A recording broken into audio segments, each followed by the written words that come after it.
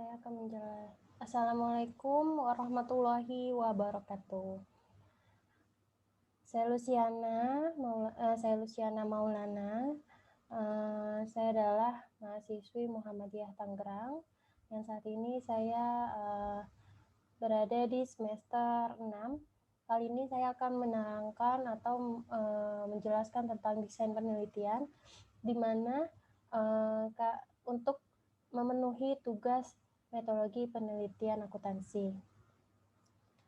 Baik, untuk desain penelitian, yaitu rancangan penelitian yang menjelaskan berbagai cara yang digunakan untuk menjawab permasalahan penelitian.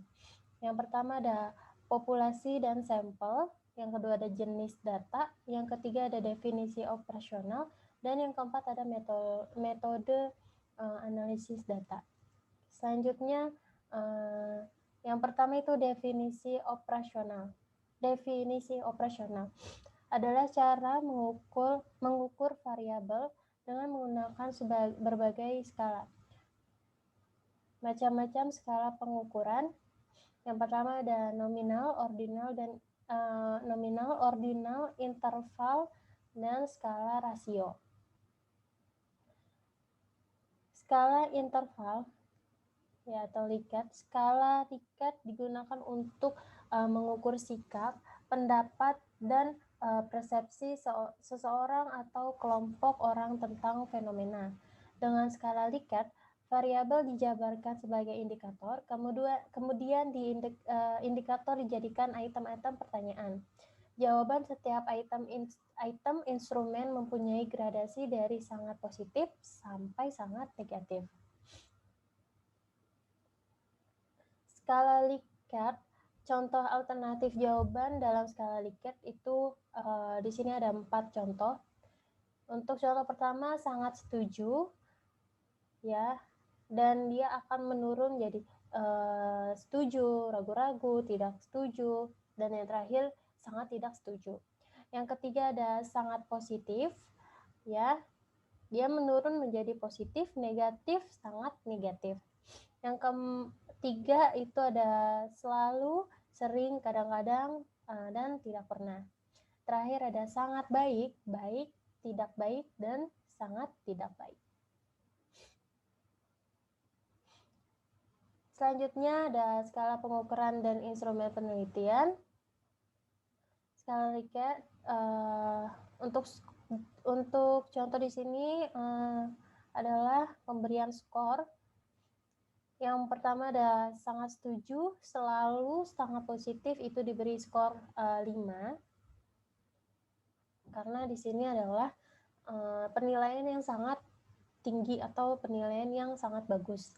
Dan begitu pula untuk yang selanjutnya ya, penurunannya ya. Yang terakhir itu sangat tidak setuju atau tidak pernah, diberi skor 1. Jadi untuk yang sangat bagus itu 5 dan yang sangat tidak bagus itu 1. Jadi menurun ya. Untuk skala Goodman, skala pengukuran data 2 jawaban yang tegas. Data yang didapat interval atau rasio. Skala Goodman dapat dibuat dalam bentuk pilihan ganda, juga dalam bentuk checklist. Jawaban dibuat skor tertinggi 1 dan terendah 0. Yang kedua, skala nominal. Skala pengukuran di mana angka tidak memberikan makna kecuali hanya sebagai pembeda. Contohnya hitam putih, pria wanita, departemen akuntansi dengan departemen pemasaran. Macam-macam skala pengukuran. Yang ada yang keempat, skala ordinal. Skala ini memiliki makna rating. Jawaban pertanyaan bertingkat. Contohnya berkaitan dengan juara, ya, juara 4 jika juara 4, juara 3 jika juara 3, seperti itu dan seterusnya. Macam-macam skala pengukuran. Skala rasio. Data yang dihasilkan merupakan data rasio. Skala ini merupakan skala tertinggi dalam skala pengukuran. Contohnya ROA ya, laba bersih dan aset total. populasi teknik sampling. Populasi dan sampel ya. Populasi itu adalah wilayah generalisasi yang terdiri atas objek atau subjek yang mempunyai kuantitas dan karakteristik tertentu yang ditetapkan oleh peneliti untuk dipelajari dan kemudian ditarik kesimpulannya. Sampel adalah sebagian dari jumlah dan karakteristik yang dimiliki oleh populasi. Jadi populasi itu adalah sebuah data, ya, data yang terkumpul, dan kita hanya mengambil beberapa dari data tersebut yang dinamakan sampel. Teknik sampling, teknik pengambilan sampel. Secara skematis, teknik sampling seperti gambar berikut ya. Ada teknik sampling probability sampling dan non-probability sampling. Untuk teknik sampling probability sampling adalah teknik sampling yang memberikan peluang yang sama bagi setiap unsur atau anggota populasi untuk dipilih menjadi anggota sampel. Teknik ini memiliki beberapa macam. Yang pertama, simple random sampling. Dikatakan simple atau sederhana karena pengambilan sampel anggota populasi dilakukan secara acak tanpa memperhatikan strata yang ada di dalam populasi itu. Cara demikian dilakukan bila anggota populasi dianggap homogen. Ya, seperti pada gambar di layar ya, seperti contoh gambar di layar. Yang kedua ada proportionate random sampling. Teknik ini digunakan bila populasi mempunyai anggota atau unsur yang tidak homogen dan berstrata secara proporsional. Suatu organisasi yang mempunyai pegawai dari latar belakang pendidikan, maka populasi pegawai itu berstrata. Pada gambar di layar, ini contohnya ada S1 sama dengan 50, SM 300, SMK 500, SMP 100, SD 50. Nah, itu adalah populasinya. Nah, kita ambil sampelnya. Dari S1 kita ambil 50 jadi 14, SM dari 300 jadi 85, SMK dari 500 jadi 139, SMP dari 100 menjadi 28 dan SD 50 menjadi 14. Selanjutnya yang ketiga ada disproportionate random sampling. Teknik ini digunakan untuk menentukan jumlah sampel bila populasi strata tetapi kurang proporsional. Misalnya pegawai dari PT tertentu mempunyai lulusan S3 3 orang, S2 4 orang, S1 90 orang, SMU 800 orang, SMP 700 orang, maka 3 orang lulusan S3 dan 4 orang lulusan S2 itu diambil semuanya sebagai sampel karena dua kelompok tertentu bila dibandingkan dengan karena dua kelompok terlalu kecil bila dibandingkan dengan kelompok S1, SMU, dan SMP.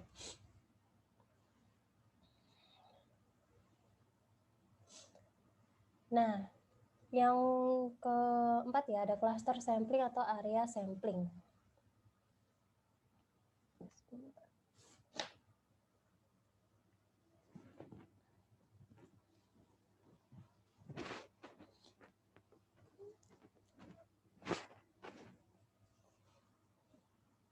Nah, area sampling ya, teknik sampling untuk menentukan sampel bila proyek yang akan diteliti atau sumber data sangat luas. Misal penduduk dari suatu negara, provinsi, atau kabupaten.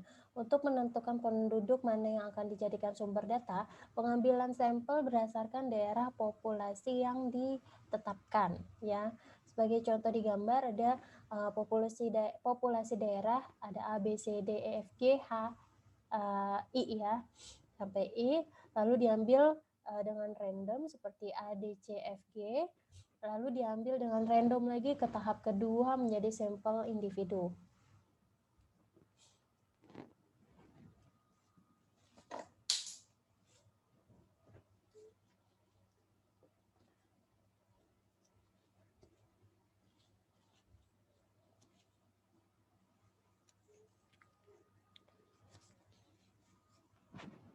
Nah, selanjutnya ini adalah teknik yang kedua ya, ada non-probability sampling.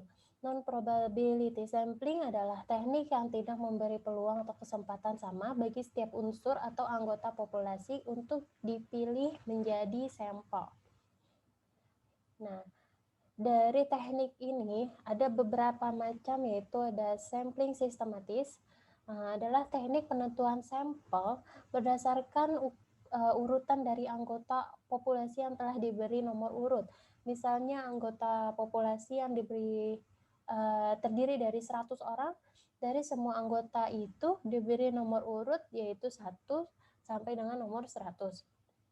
Pengambilan sampel dapat dilakukan dengan nomor ganjil saja atau genap saja atau kelipatan. Ya, misalkan kelipatan dari bilangan 5. Nomor ini maka akan diambil sebagai sampel adalah nomor 5, 10, 15, dan 20, dan seterusnya. Jadi sampel sistematis ini diambil dari populasi dari angkanya saja, ya. Jadi jelas, misalnya angka ganjil atau angka genap atau kelipatan. Yang kedua ada sampling kuota. Sampling kuota adalah teknik untuk menentukan sampel dari populasi yang mempunyai ciri-ciri tertentu sampai jumlah yang diinginkan. Sebagai contoh, akan dilakukan penelitian terhadap pegawai golongan 11 dan penelitian dilakukan secara kelompok, ya. Jumlah sampel ditentukan adalah 100. Sedangkan jumlah peneliti itu adalah 5. Maka dari setiap peneliti sampel yang akan dibagi itu menjadi 20. Nah, jadi masing-masing peneliti mendapatkan 20 sampel dengan karakteristik yang ditentukan, yaitu golongan 11. Lalu yang ketiga ada sampling aksidental. Sampling aksidental adalah teknik penentuan sampel berdasarkan kebetulan, yaitu siapa saja yang secara kebetulan bertemu dengan peneliti dapat digunakan sebagai sampel bila dipandang orang yang kebetulan ditemui itu cocok sebagai sumber data. Ya, jadi sampling aksidental itu siapapun bisa menjadi sampel untuk diambil data dan melakukan penelitian.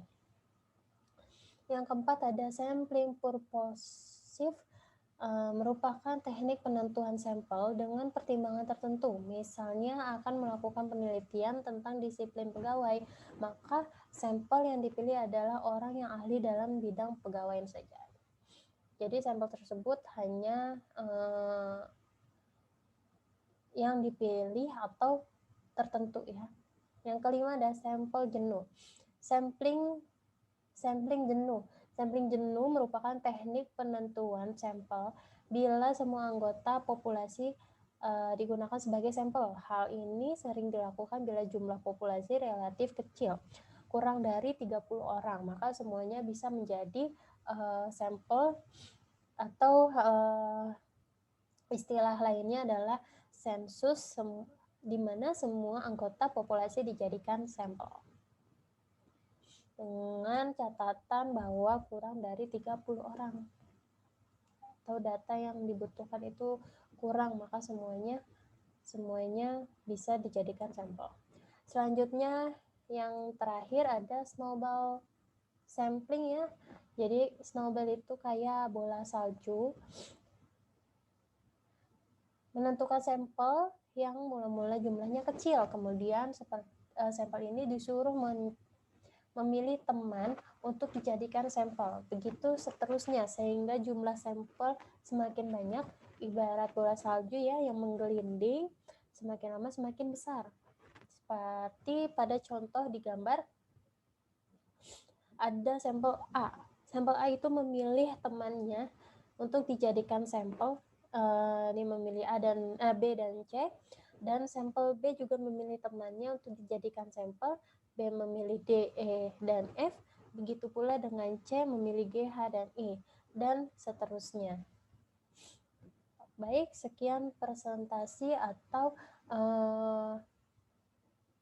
penerangan tentang